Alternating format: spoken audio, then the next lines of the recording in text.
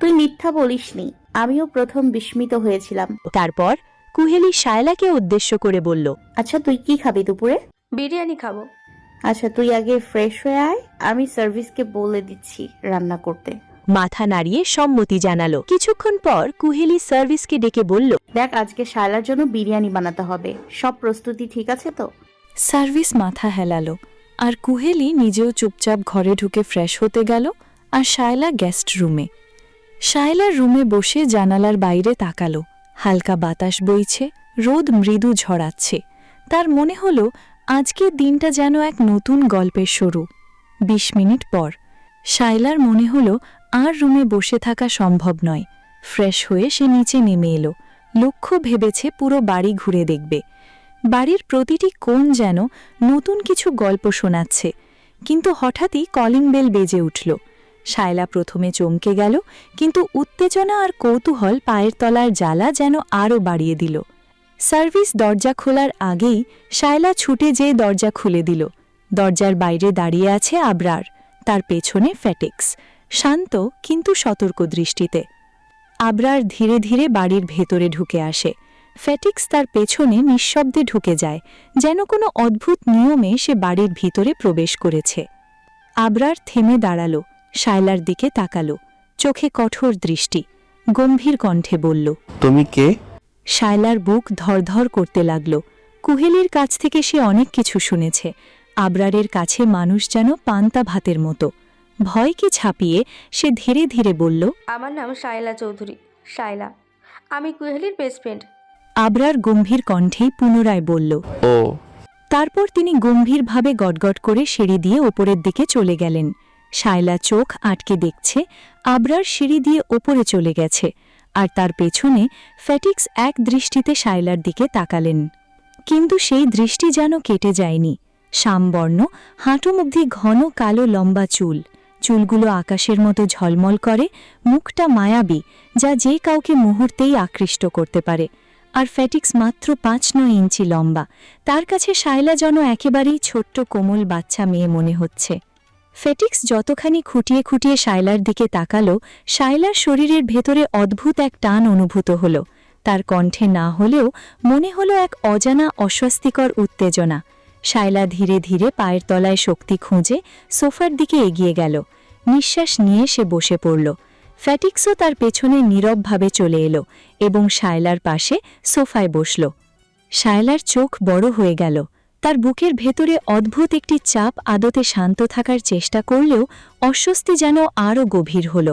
ফ্যাটিক্সের চোখ, তার দৃষ্টি, সবকিছু যেন তাকে নিরীক্ষণ করছে, এক ধরনের অচেনা শক্তি যা সে থামাতে পারছে না। শায়লা কণ্ঠে খানিকটা কম্পমান স্বরে বলল, আপনি কি কিছু বলবেন? এভাবে তাকিয়ে আছেন কেন? তার মিষ্টি কোমল কণ্ঠের আওয়াজ ফ্যাটিক্সের মনোযোগ ছিন্ন করে। ফ্যাটিক্স চোখ জুড়ে তাকিয়ে থাকলেও মুহূর্তেই তার ধ্যান ভাঙল।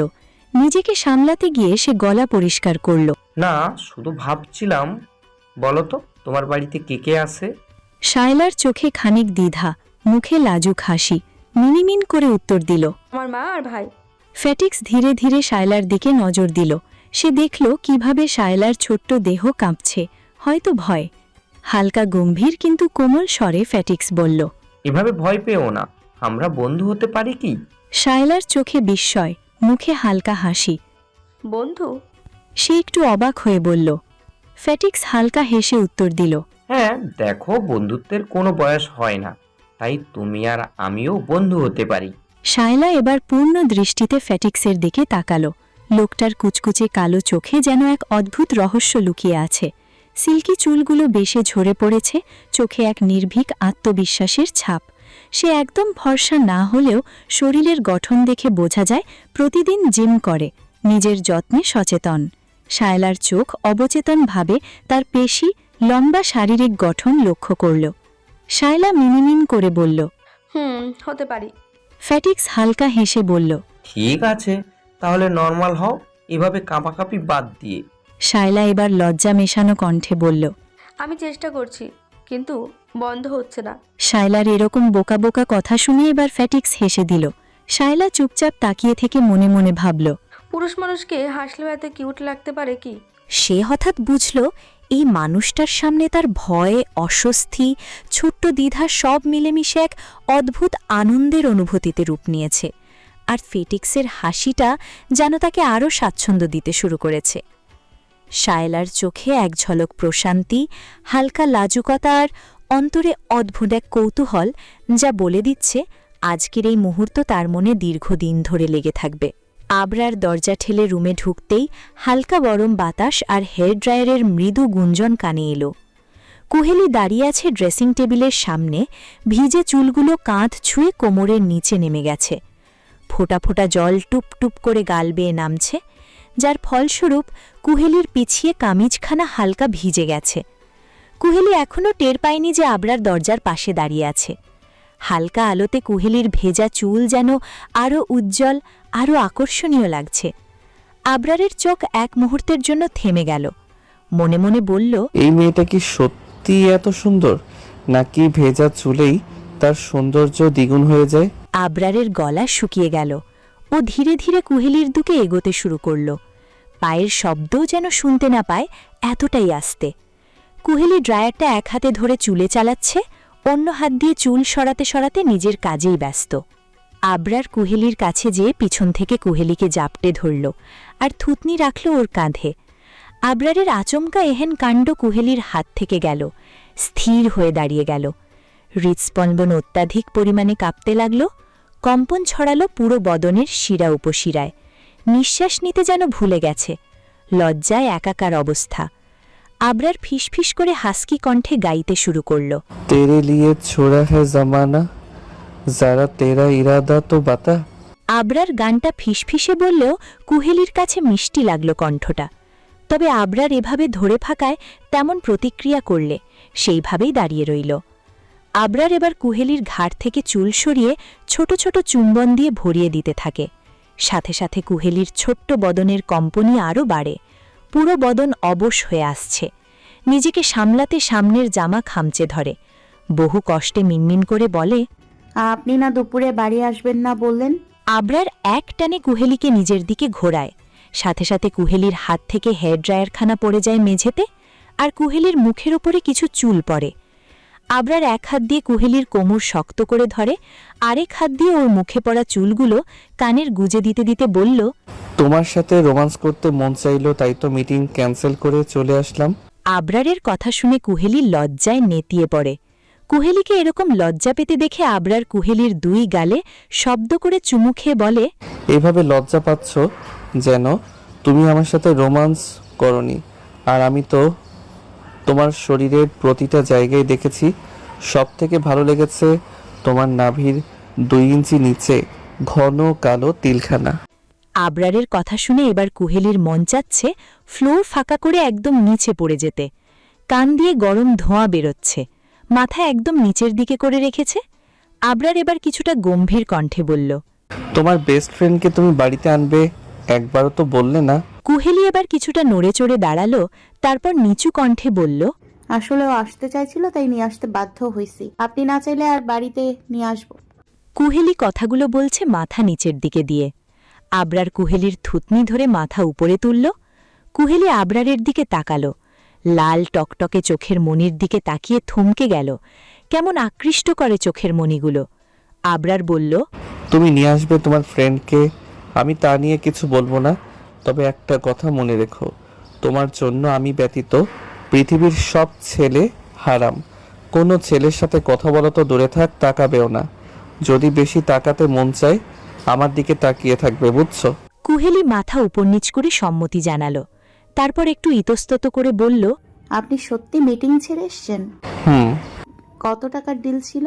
আবরার নিজের হাত দিয়ে কুহেলির ঠোঁটে স্লাইড করতে করতে বলল, বেশি না, মাত্র 15 কোটি টাকার। কুহেলি খানিকটা চিৎকার করে বলল। ও, কুহেলির চোখে এখনও অবিশ্বাস। 15 কোটি টাকা! যে পরিমাণের অঙ্ক শুনলেই সাধারণ মানুষের মাথা ঘুরে যায়। আবরার সেটা বলছে যেন চা নাস্তার বিল। আবরার এক হাত দিয়ে কুহেলিকে কাছে টেনে রেখেছে, আরেক হাত আলগা করে তার ভেজা চুল সরিয়ে দিচ্ছে কাঁধ থেকে। কি হয়েছে তোমার? আবরারের কণ্ঠটা শান্ত, ঠান্ডা, অথচ ভরাট। মাত্র তো 15 কোটি টাকা, এভাবে চিৎকার করছো কেন? কুহেলি বিস্ফারিত চোখে তাকালো। তারপর অবিশ্বাস কণ্ঠে বলল, 15 কোটি টাকা আপনার কাছে মাত্র। আপনি জানেন, আমার কাছে 15 কোটি টাকা থাকলে আমি নিজেকে পৃথিবীর সবচেয়ে ধনী ভাবতাম। কুহেলির অবাক মুখ সরল কথাগুলো আবরারকে হঠাৎ হাসিয়ে দিল। একটা গভীর নরম পুরুষালী হাসি, যা শুনলে বুকের ভেতর অদ্ভুত কাঁপুনি ধরতে বাধ্য। কুহেলি আবরারের মুখের দিকে তাকিয়ে রইল। হাসিটা যেন ধীরে ধীরে তার চোখে গলে পড়ছে নরম উষ্ণতার মতো। ইস, এই লোকটা হাসলে কত সুন্দর লাগে। মনে হয় এই মুহূর্তটাই পৃথিবীর সবচেয়ে মূল্যবান দৃশ্য, সোনার চেয়ে দামি, আকাশের চাঁদের চেয়ে উজ্জ্বল। আবরারের হাসির রেখা দেখতেই তার নিজের ভেতরে একটা ঝিকঝিক অনুভূতি ছড়িয়ে গেল। কুহেলের মনে অদ্ভুত একটা প্রশ্ন মাথা তুলল। এই হাসি কি শুধু ওর জন্য, নাকি অন্য কারো সামনে গিয়েও এভাবে হাসে? ভাবতেই বুকের ভেতর গরম একটা কাঁপুনি উঠল। চোখে ঈর্ষার নরম শিখা জ্বলে উঠল ধীরে ধীরে। কেন হাসবে অন্য কারো সামনে? ওর হাসি তো শুধু কুহেলির জন্য। ওর চোখের উজ্জ্বলতা, ওর ঠোঁটের বাঁক, ওই পুরো হাসিটা সবই তো কুহেলির একান্ত সম্পত্তি। মনের ভেতর এমনই ঝড় উঠল যে কুহেলি নিজের অজান্তেই আবরারের বুকের কাছে শার্টের কলারটা শক্ত করে চেপে ধরল, যেন তাকে নিজের দিকে টেনে নিচ্ছে। আবরারের হাসিটা থেমে গেল। ঠোঁটের কোণ নরম হয়ে এলো, আর চোখ দুটো বিস্ময় সামান্য বড় হয়ে উঠল। সে কুহেলির মুখটা 2 হাতে আলতো করে ধরল, যেন ছোট্ট কিছু একটা ঠিক বুঝে নিতে চাইছে। কি হলো আমার ছোট্ট হরিণী? তার কণ্ঠে অবাক ভাব, আর কোথায় যেন লুকানো মৃদু আদর। কুহেলি প্রথমে কিছু বলার নয় এমনিভাবে মুখ নামিয়ে রাখল, কিন্তু তার ভেতরের যে আগুনটা সেটা এতক্ষণে জ্বলে উঠেছে, আর তা লুকানোর মতো শক্তি তার নেই। হঠাৎই কথা বেরিয়ে এলো মুখ থেকে, যেন মনের ভেতর জমে থাকা দুঃসাহস তাই সব গিলে খেল। আপনি... কুহেলির গলা কেঁপে গেল, কিন্তু দৃষ্টিটা ছিল একদম সোজা। আপনি অন্য কারোর সামনে এভাবে হাসবেন না। আবরার থমকে গেল। তার চোখে এখন শুধুই কুহেলি, আর কুহেলির চোখে শুধু ঈর্ষা আর অধিকারবোধ। কুহেলি এবার পুরোটা বলে ফেলল এক নিঃশ্বাসে, কোনো লজ্জা বা সংকোচ ছাড়া। আপনি শুধু আমার সামনে হাসবেন, বুঝতে পারছেন? অন্য কারো আপনার হাসি দেখার অধিকার নেই। আপনার হাসি দেখার অধিকার শুধু আমার। কথাগুলো বলেই কুহেলির বুক ধুকপুক করতে লাগল। নিজেই বিশ্বাস করতে পারছিল না যে কথা সে ভাবতেও লজ্জা পেত, আজ সেটা সে আবরারের চোখের দিকে তাকিয়ে বলে ফেলেছে। আবরার কুহেলির শেষ কথাগুলো শুনে এক মুহূর্ত স্তব্ধ রইল। তারপর ধীরে, খুব ধীরে দাঁত দিয়ে নিজের নিচের ঠোঁট কামড়ে হেসে দিল। সেই হাসিটা ছিল মিশ্রণ আশ্চর্য, মজা আর একটা গভীর পুরুষালী আকর্ষণ। আবরার মাথা কাঁধ করে বলল, কণ্ঠে টান টান মিষ্টি টিজ, আমার বউ আমাকে নিয়েও জেলাস ফিল করে নাকি? কুহেলি হঠাৎই নিচের দিকে তাকিয়ে গেল। চোখ সরিয়ে নিল, কিন্তু শরীরের প্রতিটা অংশ ওকে ফাঁস করে দিচ্ছে। তার গাল দুটো লালচে গোলাপের মতো হয়ে গেছে, আর চিকন অধর অল্প অল্প কাঁপছে, লজ্জায়, অস্বীকারে আর এক অদ্ভুত সত্যিতে।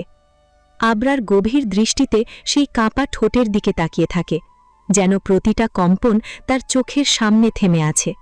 কুহেলি আমতা আমতা করে ফিসফিস করে বলল, না মানে আমি তো... কথা শেষ হবার আগেই আবরার নিজের ঠোঁটখানা দিয়ে কুহেলির অধরখানা চেপে ধরল।